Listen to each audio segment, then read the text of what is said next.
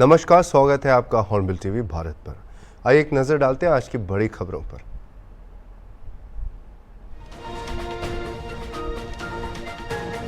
Delhi excise policy मामले में Rouse Avenue court ने बुधवार को दिल्ली के मुख्यमंत्री अरविंद केजरीवाल और विनोद चौहान को न्यायिक हिरासत 3 जुलाई तक बढ़ा दी।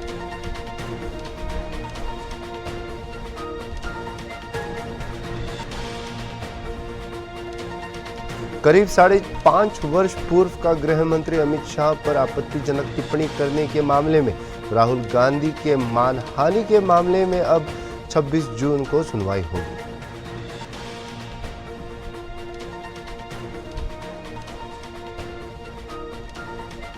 पूर्व राष्ट्रपति प्रणब मुखर्जी के बेटे अभिजीत मुखर्जी ने बुधवार को कांग्रेस में फिर से शामिल होने की इच्छा व्यक्त की।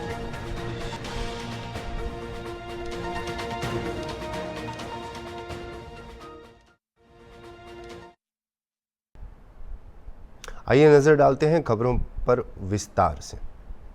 दिल्ली एक्साइज पॉलिसी मामले में राउज एवेन्यू कोर्ट ने बुधवार को दिल्ली के मुख्यमंत्री अरविंद केजरीवाल और विनोद चौहान की न्यायिक हिरासत 3 जुलाई तक बढ़ा दी। न्यायिक हिरासत की अवधि समाप्त होने के बाद दोनों को तिहाड़ जेल से वीडियो कॉन्फ्रेंसिंग के जरिए अदालत में पेश किया गया। प्रवर्तन निर्देशालय के वकील ने कहा कि विनोद चौहान को गोवा चुनाव के लिए अभिषेक बोयिनपल्ली के माध्यम से के कविता के निजी सहायक से 25 करोड़ रुपए मिले थे। उन्होंने यह भी कहा कि विनोद चौहान के खिलाफ इस महीने के अंत तक अभियोजन शिकायत दर्ज की जाएगी। चौहान को मई में गिरफ्तार किया गया था। याचिका को खारिज करते हुए अदालत ने तिहाड़ जेल अधिकारियों को सभी आवश्यक चिकित्सा परीक्षण करने और उपचार का लाभ उठाने का निर्देश दिया। अदालत ने उनकी न्यायिक हिरासत भी 19 जून तक बढ़ा दी थी। केजरीवाल को कथित उत्पाद शुल्क नीति अनियमितताओं के सिलसिले में 21 मार्च को गिरफ्तार किया गया था। उन्हें 10 मई को लोकसभा चुनाव के प्रचार के लिए 2 जून तक अंतरिम जमानत दी गई थी, जिसके बाद उन्होंने आत्मसमर्पण कर दिया।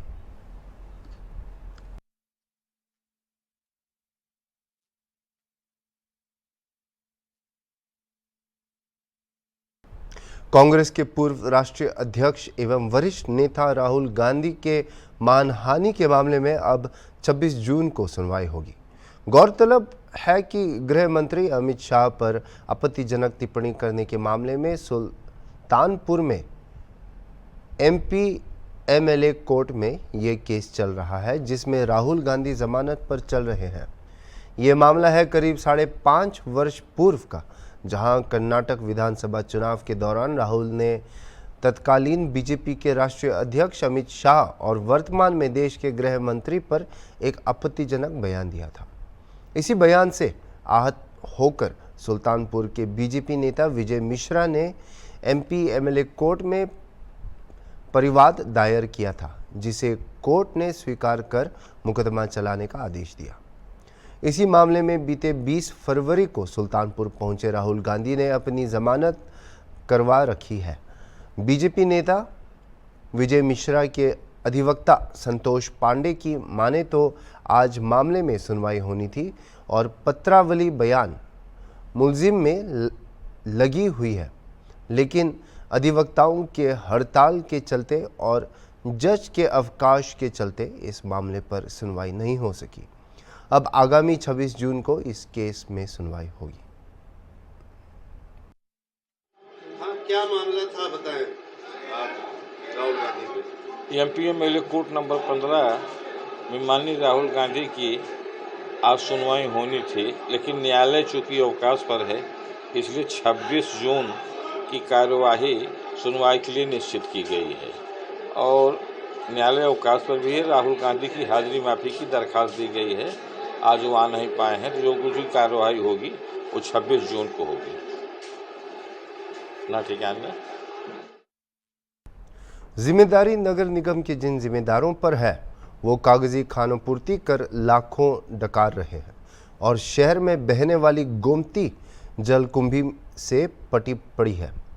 गौर करने वाली बात यह है कि ये हाल उस आरआर विभाग के ठीक सामने बहने वाली गोमती का है, जिस पर गोमती की सफाई को दरोमदार है। एई को नहीं पता कि कितना जारी होता है और डीजल गोमती सफाई पर महीने में कितना डीजल खर्च होता है, इसका आंकड़ा सहायक अभियंता आरआर ईशान पांडे के पास नहीं है। कई बार एई ईशान पांडे से गोमती सफाई के खर्च होने वाले डीजल के बारे में जानकारी मांगी गई, लेकिन उन्होंने डाटा नहीं दिया। इसकी जिम्मेदारी एई ईशान पांडे और सुपरवाइज़र रवि सिंह की है। डीजल कितना खर्च होता है और गोमती का पानी इस कदर प्रदूषित हो चुका है कि अब इसे जानवर भी पीने से कतराते हैं। राजधानी लखनऊ की नगर निगम की सफाई व्यवस्था को लेकर आए दिन चर्चा बनी रहती है। चाहे शहर की सफाई हो, चाहे नदी की सफाई हो। इस वक्त मैं गोमती नगर रिवर फ्रंट पर आरआर के ऑफिस के सामने मौजूद हूँ। यहीं पर आपको बताऊं, पीछे आरआर का ऑफिस है, जो नगर निगम का ऑफिस है, वो यहाँ से 100 मीटर की दूरी पर है। और ये गोमती नदी है। यहाँ पर जलकुंभी साफ सफाई के लिए टेंडर निकाला जाता है हर साल करोड़ों रुपए का। उस टेंडर से जो नदी की जलकुंभी होती है उसको साफ करने के लिए यहाँ पर टेंडर निकाला जाता है कि जलकुंभी साफ करी जाए। ये मैं कैमरामैन तस्वीरें दिखा रहे किस तरीके से नदी में जिस तरीके से जलकुंभी का जो अंबार लगा है वो आप तस्वीरों के जरिए देख सकते हैं। लगभग 40 आदमी इसके लिए अलॉट किए जाते हैं और गाड़ियां अलॉट की जाती हैं, जेसीबी, जिससे जलकुंभी निकाली जाए। करोड़ों रुपए का बजट होता है। रोजाना कम से कम लाखों रुपए का डीजल दिया जाता है, लेकिन यहाँ पर ना वो आदमी दिख रहे हैं, ना वो गाड़ियां दिख रही हैं। और जलकुंभी का जो प्रकोप है वो आप देख सकते हैं किस तरीके से लगा है। कूड़े की देखिए किस तरीके से नदियों में कूड़े का भंडार लगा है। और वो देखिए तस्वीरें साफ तौर पर देख सकते हैं किस तरीके से कूड़े का भंडार लगा है, जलकुंभी का है। यहाँ पर प्रकोप जिस तरीके से लगातार जारी है, वो कहीं ना कहीं नगर निगम की एक बड़ी लापरवाही। इसके जो जिम्मेदार हैं आरआर में, वो कहीं ना कहीं उसमें बंदरबाट हो रहा, क्योंकि हर साल जिस तरीके से जलकुंभी का जो बजट आता है उस पर नगर निगम चूना लगाने में कहीं बाज नहीं आ रहा। बिल्कुल आए दिन जिस तरीके से जो जलकुंभी रहती वो आती जाती है और उसको ना साफ सफाई होती। थोड़ी सी जलकुंभी को निकाल कर वो अपना पल्ला झाड़ देते हैं। जरा मैं वो निकाली हुई जलकुंभी को मैं जरा कैमरामैन से कहूँगा जरा वो तस्वीरें जूम करके दिखाएं। वो देखिए थोड़ी सी वहाँ पर जलकुंभी को निकाल दिया गया है और रख दिया गया है वहीं पर। उसके बाद जो यहाँ पर जलकुंभी जो लगी है वो देख सकते हैं किस तरीके से यहाँ पर लगा है। अब देखना होगा कि ये कब साफ सफाई होती है, क्योंकि जिस तरीके से जो 40 आदमी है वो यहाँ पर साफ तौर पर तस्वीरें दिख रही हैं। जिस तरीके से नदी का पानी वो काफ़ी गंदा है और जलकुंभी है, न यहाँ पर आदमी की साफ सफाई की कोई व्यवस्था है। और क्या हुआ, जो जलकुंभी का साफ सफाई की व्यवस्था है वो कहीं ना कहीं बड़ी लापरवाही। जिम्मेदार अपना पल्ला झाड़ते हैं। जब उनसे डिटेल मांगी जाती है तो वो बताने में टाल मटोल करते हैं। अब देखना होगा कि ये जो कुंभी है इसकी कब साफ सफाई होती है और कब उन लोगों पर कहीं ना कहीं कार्रवाई होनी चाहिए, क्योंकि काफ़ी समय से समस्या चली आ रही है कि नदी की सफाई में बंदरबाट हो जाता फाइलों में, लेकिन हकीकत की जो तस्वीरें हैं वो कुछ और बयां करती हैं। वीडियो जर्नलिस्ट विजय के साथ निहाल पांडे, हॉर्नबिल टीवी, लखनऊ। अंतर्राष्ट्रीय योग दिवस के मौके पर उत्तर प्रदेश सरकार में मंत्री मनोहर लाल मन्नू कोरी ने प्रदेश वासियों से अपील करी है कि स्वास्थ्य और निरोग बने रहना है तो योग को अपने जीवन का हिस्सा बनाएं। इससे पहले हॉर्नबिल टीवी से बातचीत में मंत्री मनोहर लाल ने नरेंद्र मोदी को तीसरी बार प्रधानमंत्री बनने पर बधाई भी दी। मंत्री मनोहर लाल मन्नू कोरी जी हमारे साथ, उनके साथ बात करेंगे। सर, तीसरी बार प्रधानमंत्री नरेंद्र मोदी बन गए हैं, क्या कहना चाहेंगे?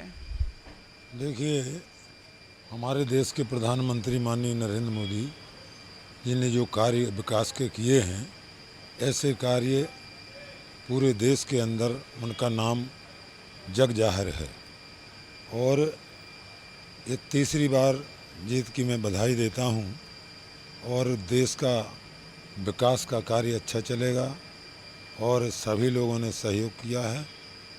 मोदी, योगी जी, अमित शाह जी, नड्डा जी और हमारे राजनाथ सिंह जी, सभी लोगों ने, पार्टी के संगठन ने अच्छा तरह से काम करके और अच्छे वोटों से जीत दिलाई है।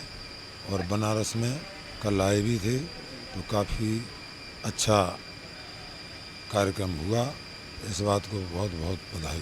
मनोहर लाल जी, जिस तरह से अंतर्राष्ट्रीय योग दिवस है, क्या कहना चाहेंगे योग दिवस के लिए? प्रदेशवासियों से क्या कहना चाहेंगे? कहते हैं ना कि योग करें निरोग रहें, आप क्या अपील करना चाहेंगे किस उनके लिए? देखो, ये योग दिवस का कार्यक्रम योग गुरु हमारा भारत बन रहा है और हमारे देश के प्रधानमंत्री माननीय नरेंद्र मोदी जी के द्वारा और उत्तर प्रदेश के यशस्वी मुख्यमंत्री जी के द्वारा योग दिवस का कार्यक्रम बहुत अच्छा हर वर्ष होता है। इस वर्ष भी होने जा रहा है और हो रहा है। इसमें जो योग करता है उसके लिए कभी कोई बीमारी आदि नहीं होती है और अच्छे ढंग से स्वास्थ्य रहता है और योग से सभी क्रियाएं संपन्न। क्या कहेंगे लोगों से योग दिवस के लिए? योग करें, बिल्कुल योग करें और योग से ही सभी बीमारियों का निराकरण होता है। ठीक है। आप मनोहर लाल मनुकोरी जी हैं, जिनका साफ कहना है पीएम मोदी को एक तो बधाई दी और अंतर्राष्ट्रीय योग दिवस उन्होंने लोगों से अपील की है कि योग करें और निरोग रहें। वीडियो जर्नलिस्ट अनिल सैनी के साथ अनूप चौधरी, हॉर्नबिल टीवी, लखनऊ। वैशाली नगर थाना क्षेत्र में एक मकान में बीती रात एक युवक की लाश मिलने से सनसनी फैल गई है। वैशाली नगर पुलिस टीम ने संदेहास्पद मौत का मामला दर्ज कर लिया था। फिर शॉर्ट पीएम रिपोर्ट के आधार पर हत्या किए जाने का खुलासा हुआ। मृतक का नाम वेदांत शर्मा बताया जा रहा है, जो कि पहले मेडिकल रिप्रेजेंटेटिव का काम करते थे। रात के दौरान एक दोस्त के साथ बैठकर शराब का सेवन किया जाना भी पाया गया है। हालांकि संदेह के आधार पर एक युवक को हिरासत में लेकर पूछताछ की जा रही है। दुर्ग पुलिस के द्वारा बहुत जल्द इस मामले का खुलासा किया जा सकता है। वैशाली नगर थाने में एक हत्या का मामला हुआ सर, क्या मामला है पूरा? वैशाली नगर थाना क्षेत्र में कल एक व्यक्ति के घर में उसी की डेड बॉडी मिली। परिजनों की सूचना पर एफएसएल टीम, वरिष्ठ अधिकारीगण और थाना टीम गई हुई थी। प्रथम दृष्टया देखने से ही हत्या का मामला लग रहा था। संदेहास्पद मर्ग कायम हुई थी। पीएम रिपोर्ट में ये स्पष्ट हुआ कि उसकी गला घोंटकर हत्या की गई है और उसके सिर पर भी गहरे चोट हैं, जिस पर से अपराध पंजीबद्ध किया गया है। ये पता चला पूछताछ में कि सुबह सुबह एक दोस्त उसके यहाँ रात में आकर के रुका था, जो सुबेरे वहाँ से निकला है और उनके परिजनों से बात करते हुए भी निकला है। लेकिन परिजन जब देखे कि अभी तक कैसे नहीं उठ रहा है, सुबेरे जाके देखे तो उसकी डेड बॉडी पड़ी हुई थी। उस दोस्त के बारे में हम पतासाजी कर रहे हैं, सीसीटीवी फुटेज और मोबाइल के डिटेल्स से खंगाले जा रहे हैं। उस आधार पर जल्द ही आरोपी तक पहुँचेंगे। बिलासपुर से एक बड़ी खबर में सराफा कोरबारी के दुकान के सामने आभूषण से भरा बैग एक पार हुआ। बाइक सवार लुटेरों ने दिन दहाड़े उठाईगिरी की वारदात को अंजाम दिया। यह घटना सरकंडा थाना क्षेत्र में हुई, जहां लाखों के आभूषण से भरा एक बैग चुरा लिया गया। पुलिस सीसीटीवी फुटेज को खंगालने में जुटी हुई है और इस घटना से सराफा व्यापारियों में दहशत का माहौल फैल गया है। घटना के बाद शहर भर के थानों के सीमा क्षेत्रों में नाकेबंदी कर दी गई है और चेकिंग पॉइंट्स पर पुलिस के राजपत्रित अधिकारी तैनात किए गए हैं। इस घटना ने शहर में सुरक्षा व्यवस्था पर सवाल खड़े कर दिए हैं और पुलिस मामले की जांच में तेजी से जुटी हुई है। ये उसका सीसीटीवी फुटेज भी मंगा लिया है। उसमें एक जो ज्वेलरी शॉप वाले दुकानदार थे, उन्होंने अपनी मोटरसाइकिल खड़ी करके उस पर बैग रखा था और अचानक से एक लड़का आया और उसको बैग को लेके चला गया और वो वहाँ पे खड़े थे। तो उसमें अभी हम लोगों ने सीसीटीवी के माध्यम से उसको पकड़ने की कोशिश कर रहे हैं और पार्टियां लगाई गई, नाकाबंदी भी की गई। बढ़ते अपराधों में अहम भूमिका निभाने वाले नशे के खिलाफ दुर्ग जिले के ग्राम पतोरा में नशा मुक्ति अभियान की शुरुआत कल्याणी समूह के द्वारा की गई। इस कार्यक्रम में मुख्य रूप से ग्राम की महिलाओं के साथ अतिरिक्त पुलिस अधीक्षक सुखनंदन राठौर ने अपनी उपस्थिति देकर महिलाओं को नशे के खिलाफ अभियान में जुड़ने के लिए काफ़ी जागरूक किया। इस दौरान ग्राम पतोरा सरपंच अनीता साहू ने महिलाओं को नशे के खिलाफ इस मुहिम में आवश्यक रूप से जुड़कर ग्राम पतौरा को नशा मुक्त ग्राम बनाने की अपील भी की, जिसके बाद गांव की महिलाओं ने भी इस मुहिम में जुड़कर गांव को नशे से मुक्त करने की शपथ भी ली। आपको बता दें कि पूर्व में भी ग्राम पंचायत पतौरा को स्वच्छता के लिए राष्ट्रपति द्रौपदी मुर्मू के द्वारा स्वच्छ सुजल शक्ति सम्मान भी किया गया है, जिसके बाद बढ़ते अपराधों पर लगाम कसने गांव के लोगों के द्वारा नशे के खिलाफ मुहिम छेड़ दी है। पंचायत पतौरा में नशा मुक्ति अभियान की शुरुआत की गई है। कैसे आप, चूँकि नशा एक बहुत जटिल समस्या है, एक चैलेंजिंग है आपके ऊपर, कैसे इसको आप देखते हैं? ये हमारे लिए तो बहुत खुशी की बात है कि हमारे ग्राम पतौरा में नशा मुक्त के लिए अभियान चलाया जाएगा। शुरुआत तो कल्याणी नशा मुक्ति केंद्र से किया जा रहा है। यहाँ से जो हमारे गांव के लिए, जैसे बच्चे से लेकर आज बूढ़े तक जो नशे से ग्रसित हैं, उनके लिए बहुत बड़ा संकेत है और उसमें हमारे गांव से सभी सहयोग मिला जा रहा है सबसे। जैसे कि अभी भारत माता वाहिनी दीदियों के द्वारा सहयोग मिला जा रहा है, मितानिन दीदियों के द्वारा, आंगनबाड़ी कार्यकर्ता दीदियों के द्वारा, समूह के माध्यम से।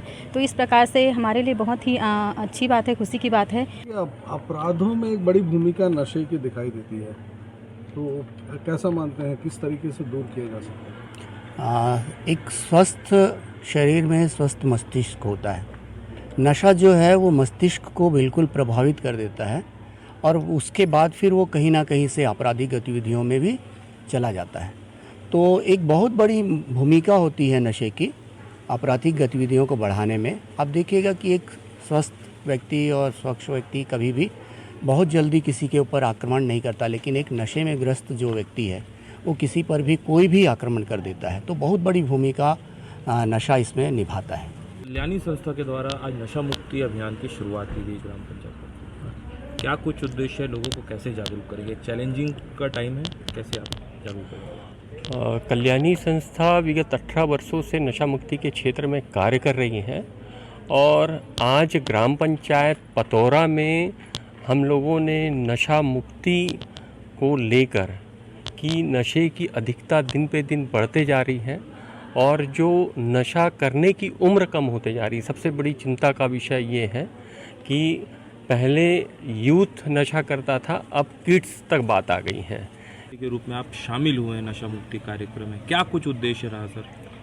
ग्राम पंचायत पतौरा में कल्याणी नशा मुक्ति केंद्र के द्वारा आज कार्यक्रम नशा मुक्त भारत के तहत ये कार्यक्रम आयोजित किया गया है, जिसके अंतर्गत ग्राम पंचायत पतौरा में जो नशा पान करने वाले हैं उन पर अध्ययन किया जाएगा, क्या कारण है, कैसे हैं। कुछ क्वेश्चनर हैं इनके, जिस पर सर्वे करके ये टीम उस निष्कर्ष पर पहुंचेगी, उस जड़ तक पहुंचेगी और उसको दूर करने का प्रयास करेगी। यहाँ की भारत वाहिनी की सदस्य बहनें और ग्राम पंचायत की पूरी टीम यहाँ लगी हुई है, इनको सपोर्ट कर रही है। ये एक अच्छा प्रयास है कि हम अपने ग्राम पंचायत को नशा मुक्त ग्राम पंचायत करें, ये लोगों को प्रेरित करें, जागरूक करें कि नशे से दूर।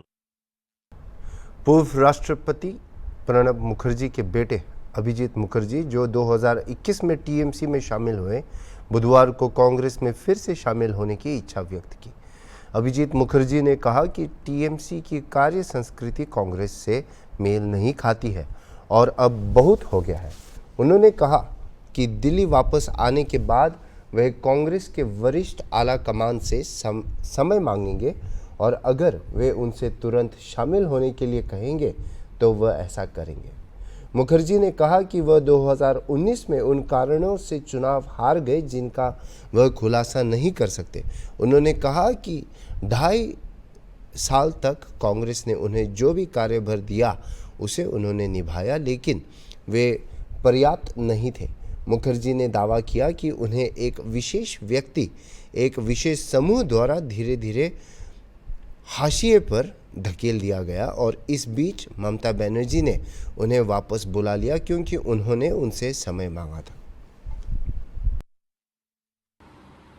2019 में इलेक्शन में हमने हार गया, उसके में कुछ है जो कारण मैं भी जानता हूँ, लेकिन ओपनली बोल नहीं पाएंगे, हाईकमांड भी जानती है। कांग्रेस का बेसिक 2.5 साल मैं चुपचाप जो भी असाइनमेंट मुझे देता रहा था, मैं करते रहता, लेकिन जितना असाइनमेंट मुझे देना चाहिए जितना वो नहीं हो पाया, whatever may be the reason, and gradually I was being marginalised by a particular person, particular group. Anyway, politics में होता है। In the meantime Mamata दीदी का टेलीफोन आई थी, तुम होगा, मैं उससे एक्चुअली मिलने के लिए एक टाइम मांगा था, तो उन्होंने बोला आके कॉल बैक किया, कारण मैं बताया किस कारण से मैं मिलना चाहता था, और उसके साथ उन्होंने बोला तुम अपना भतीजा अभिषेक से मिलो। अभिषेक का ऑफिस से भी टेलीफोन आया था, तो मैं जाके मिला और डायरेक्टली ऑफर किया आप ज्वाइन क्यों नहीं करते हो। तो उन्होंने ठीक है, हमने सोच के मैं बताऊंगा। तो अपना भाई बंधु से मैं डिस्कस किया, बोले दादा आप ऐसे बैठे हैं, वहाँ अगर काम करने का मौका मिले तो जा सकते हो, और वो कांग्रेस घराना का ही है। इस ट्रू कांग्रेस से तो टीएमसी कांग्रेस से टूट के बना, एंड 90% उनका जो कांग्रेसी था, उनका जो कांग्रेस बैकग्राउंड का मेंबर था, वो हमारा साथी ही था। अभी के लिए इतना ही, और खबरों के लिए देखते रहिए हॉर्नबिल टीवी।